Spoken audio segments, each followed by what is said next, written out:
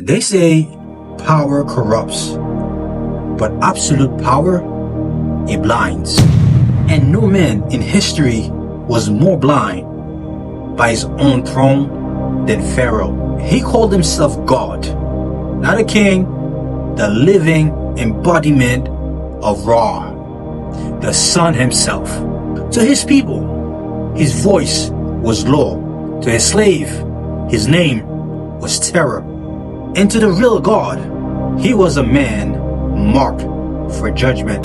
However, the story of Pharaoh's war with heaven, it began long before the plague ever fell.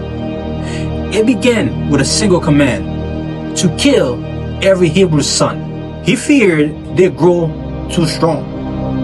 He also feared the whispers of a prophecy. So he ordered the Nile, his sacred river, to be stained with the blood of newborns.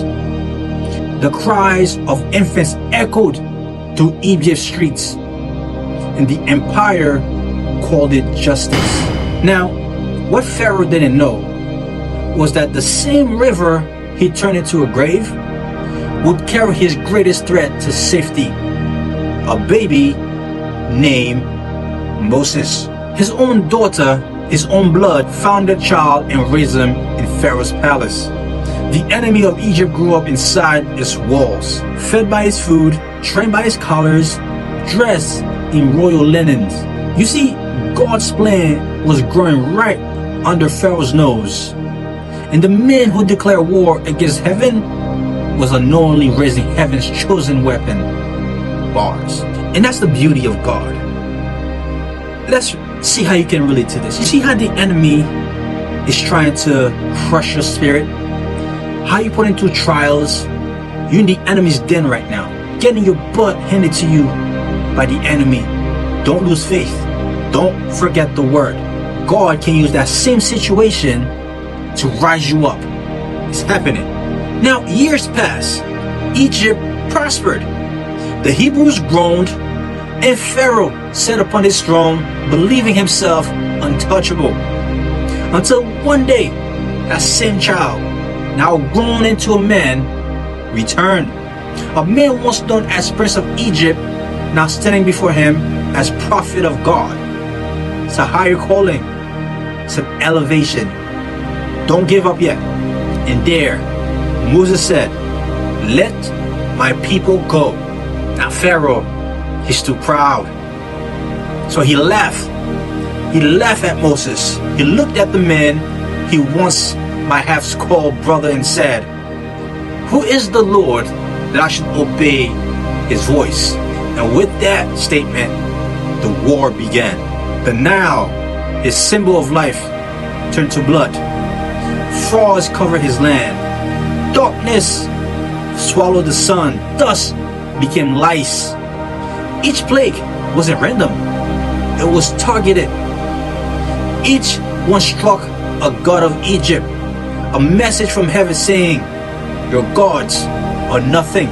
But Pharaoh's heart hardened. He saw his kingdom crumble, his people beg, his priests tremble, and still he defied God. He thought endurance was strength. He mistook stubbornness for sovereignty. Then came the final strike, the knife of death. The angel passed over Egypt, and the cries of every home rose like smoke. From slave huts to palace hall, the firstborn of the land were gone. Pharaoh, who once commanded every firstborn of Hebrew, died. Now, the firstborn of Egypt is dying right underneath his hand.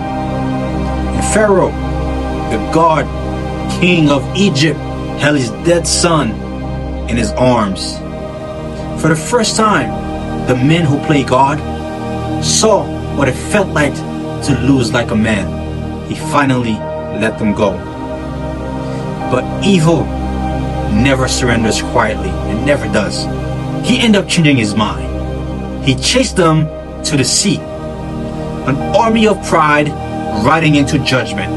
And so, as Moses lifted his staff, the waters that once saved him now rose like walls of vengeance. Pharaoh's men screamed, his chariots sank, and the ocean closed like a tomb. The river he once used to kill God's children became the sea that killed his own. Wow, what a prophecy. What a full circle. Guys, it's poetic, right? The way, I want you guys to really pay close attention to your life, the journey. Understand where you came from, where God has brought you from, and understand the journey. The same people that are cursing you, the same people that are harming you, sometimes God will use the same people to bless you, to raise you up. And that's the cycle of pride. You wage war against heaven, and heaven lets your own power destroy you. And what's worse is Pharaoh didn't just lose his army, he lost his legacy. The king who built monuments to his name became the story of how men can fight God and drown in the proof that he couldn't win. And so, inside his mind, Pharaoh wasn't just evil, he was obsessed. He couldn't accept that something greater existed. That's his throne wasn't the highest. He became the symbol of what happens when ego meets eternity.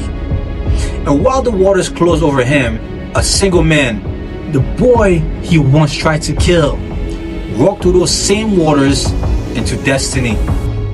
But behind that was a story not of judgment, but of deliverance. Because while Pharaoh drowned in pride, Moses rose in purpose. Wow. If you're somebody who doubts God's timing, I'll simply just tell you don't. Yes, you are going through the hardship right now. The enemy cornered you. You feel like there's no escape. You have no plan. You think about giving up. Every day, you feel like you're losing faith. It seems like the enemy keep winning and winning and winning, while you're here just suffering at every moment. They're taking advantage of you. You're beating you. You are a slave to them. But brothers and sisters, do not give up the faith. Because when God raised you up, it's much more than your eyes can ever imagine. Much more than your mind can ever imagine. You just gotta believe in His plan. Keep the faith. Even in the bad time, praise Him. Even in the good time, praise Him. Because He is there through it all. He will use your enemies to make the ways for you. He'll become your footstool. The fight is not over. You're still a soldier. Okay? Anyway, that's all I have to say for today, guys. I hope you guys enjoyed this episode. And thank you for the 12 people that regularly watch my stuff. I appreciate you guys. Thank you. Until next time. Alright? Please like, share, comment, subscribe. Not necessarily in that order, but help me out. Thank you.